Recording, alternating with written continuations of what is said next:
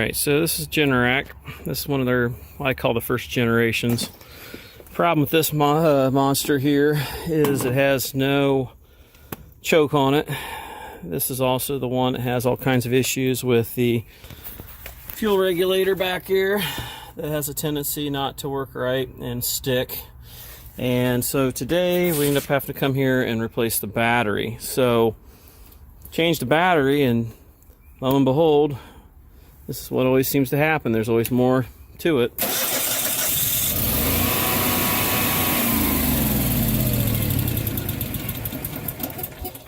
So it ran for a while the first time, and now we got a Overspeed, flashing green, flashing red, Overspeed blink. I'll have to look to see what that is. I forget. We're going to check the frequency and voltage. So get in there and see what we got going on, and see if our frequency's truly over, or if it's just another false alarm and a control board's bad, or this shoddy governor stuff here they got. It's all manual. The thing had issues. The springs get loose, they get tight, they fall off. There's just so many issues with these old ones that I've had so many issues with this. This is the ones I started out on back in '06. You know, it sounds negative, but I've seen too many problems with these, and it just never seems to go away.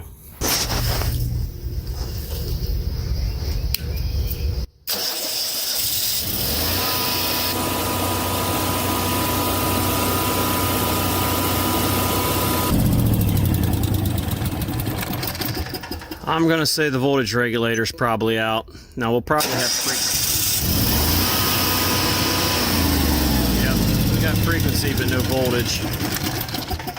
No voltage, and that wasn't even an option. So I about bet you anything we pop this top, and we'll not have a red light on the voltage regulator, which was another thing that failed all the time on these.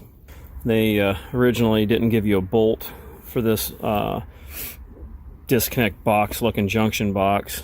Kids could get in there and get electrocuted. And then you can see the so-called professional installation here.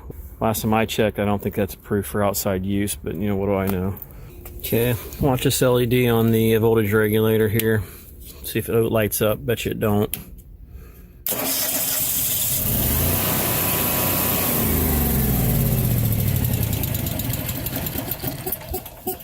There's a fixed excitation winding test that you got to do, which I'll go ahead and do for giggles, but it should show us that the voltage regulator's junk.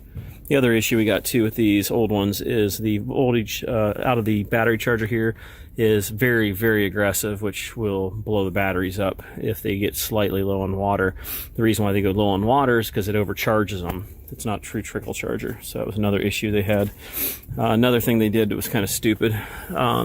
This dual voltage transformer here, this powered the battery charger. So instead of having it all integrated into one thing, they powered a transformer that powered the battery charger.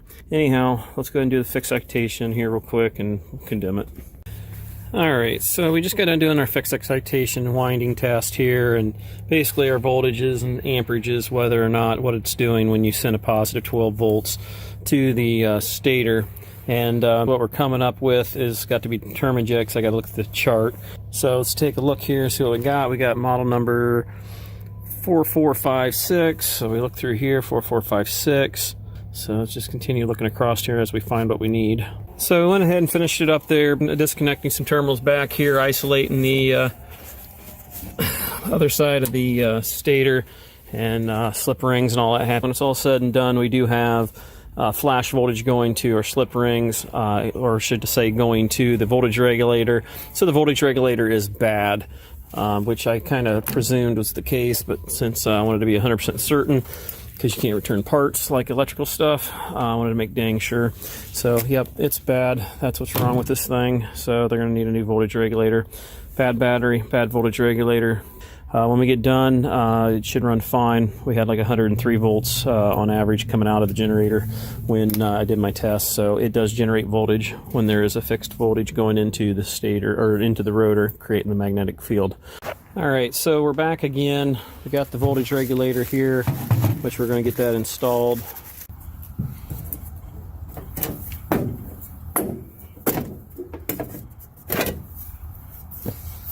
This is kind of a easy but a pain in the butt thing to have to do. You gotta get those screws out of there and just swap the wires out.